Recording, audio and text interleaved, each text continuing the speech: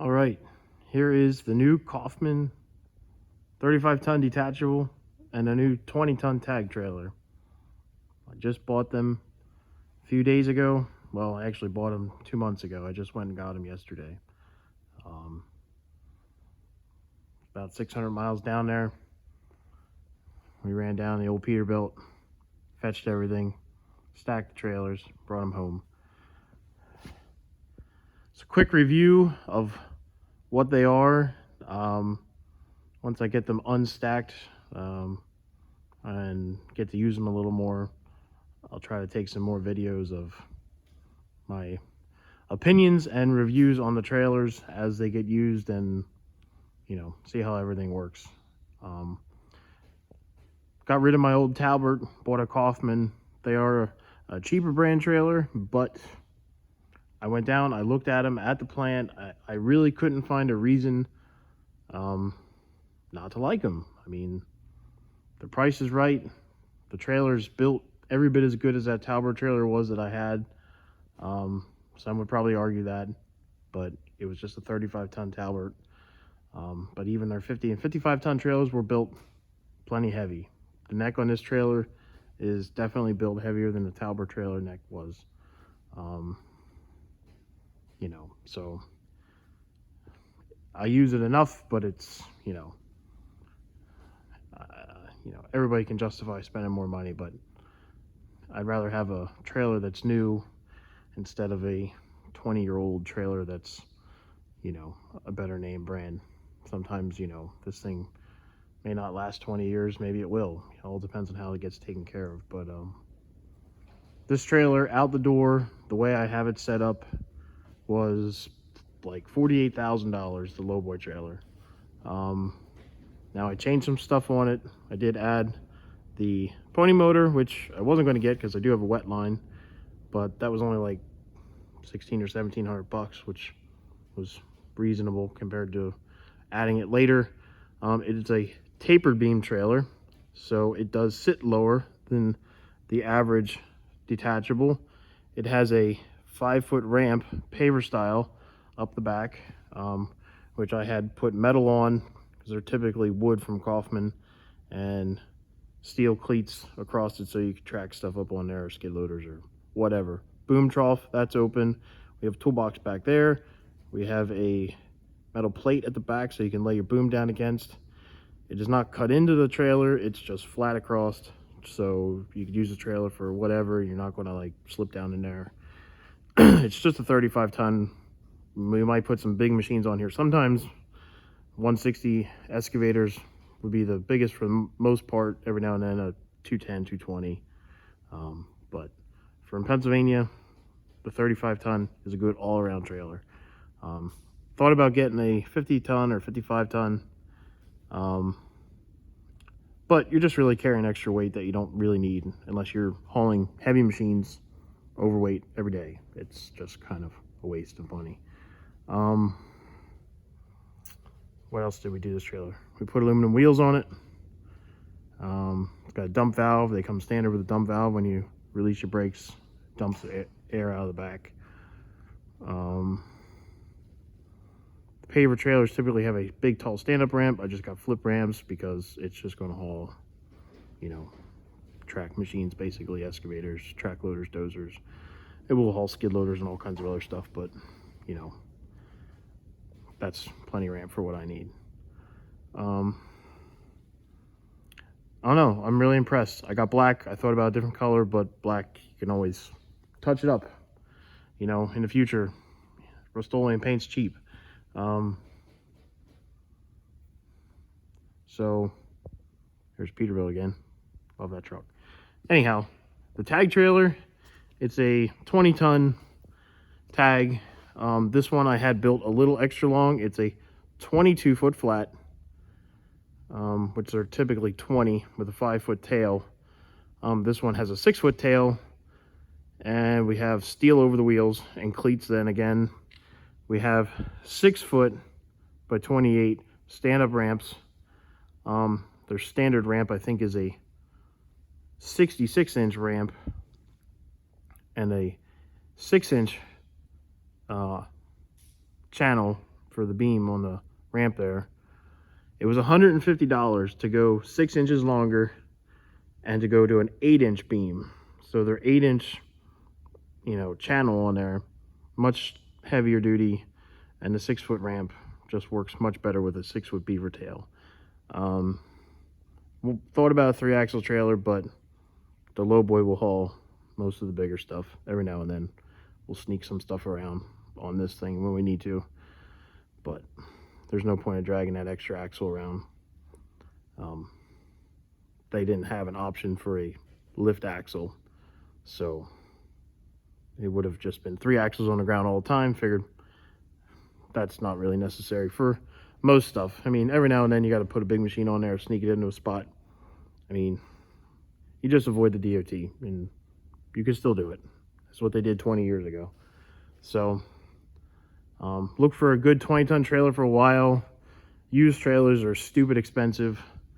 Again, get to a name brand trailer, you know, I think an Eager Beaver, I probably would have been in the high 20s out the door for a 20-ton trailer after federal excise tax. After federal excise tax, this trailer, the way I have it set up, was like $18,000. It has dual jacks in the front, longer deck, steel over the wheels, the cleats, the longer ramps, the 6-foot tail. Oh, and the other thing that I changed on this trailer, if you ever looked at a Kaufman trailer, most of them have a C-channel that's turned outward with D-rings. We have rub rails and stake pockets the whole length, and they're close. You can see they're only a foot apart from each other. Right here, they stuck them real close to stiffen that up. You know, that gives you the ability to put straps on. You could put sides on it for whatever reason. And then underneath, you know, you have a channel up in here. So, you know, if you're strapping something onto the trailer, you know, with ratchet straps or something, if you run ratchet straps that, you know, aren't the kind that fit in the stake pockets, they're just the steel ratchet straps with the, you know, the J hook on them. They don't fit on the, well, what I'm saying is, if this was turned around the other way, you couldn't hook underneath this thing at all. There would be a spot here to hook to, but if you have something tall, that really doesn't work because you're pulling upward more than you are, you know, over the trailer. So you can always stick a hook underneath the trailer and hook something on, even if it is a taller load, or, you know, say you're strapping down hay bales or whatever it may be. It just gives you a lot more options. And that was, I think it was only $300 to put rub rails and stake pockets on. It wasn't much. They were very easy to deal with. You know, the few upgrades that we made, they didn't charge a lot extra to make them, so I figured, why not?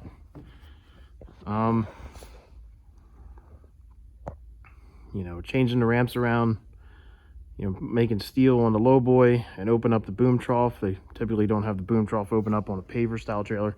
Oh, I did make the lower deck of this trailer is a little shorter than the standard 35 ton. The standard 35 ton is a 24-foot lower deck. This is a 22. My old trailer was 22. It worked really well. I'm not hauling over the road far, you know, just local stuff, moving my own equipment around and some other odds and ends stuff for some, you know, other people I know.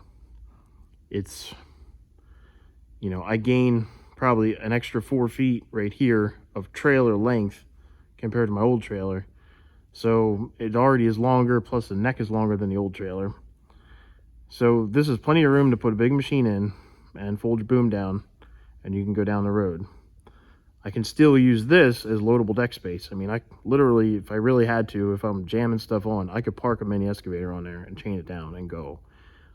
It's not impossible. I mean, obviously not going to chain a big machine to that area, but it's not impossible. So just to make it a little easier to get around, plus my truck is stupid long and pain in the rear to get around, but we have this thing that needs to get finished.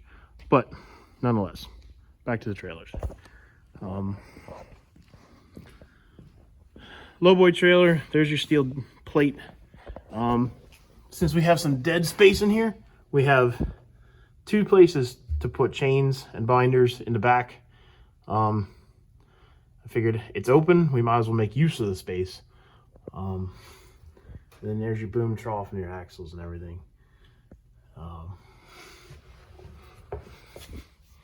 Oak deck, you could have went Apaton wood, but for what I do, oak deck's fine. Aluminum wheels, 255 tires. We have strobe lights. That is factory. Put extra D-rings on the back so you can change something to the back of the trailer. They're still painted down. Have to adjust the valve there. It rides a little high right now, but that is not a big deal. So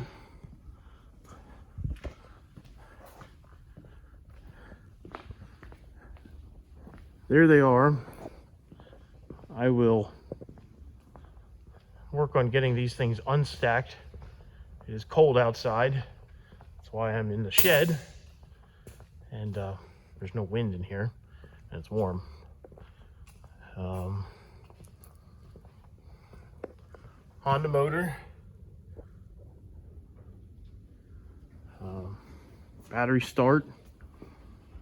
Saves me from having to hook up really long hydraulic lines that I've dealt with for years. And I figured if anybody, I have enough friends with other trucks, they always ask about renting my trailer or borrowing my trailer, and a bunch of them don't have wet lines, so you know, I'm not going to lend it out to everybody, but some people I will let use it and it will work for them. So there it is. Once we get them undecked, I will get some use out of them, show some other videos of hauling stuff around with them, and hopefully the tag trailer gets pulled around with this other blue truck.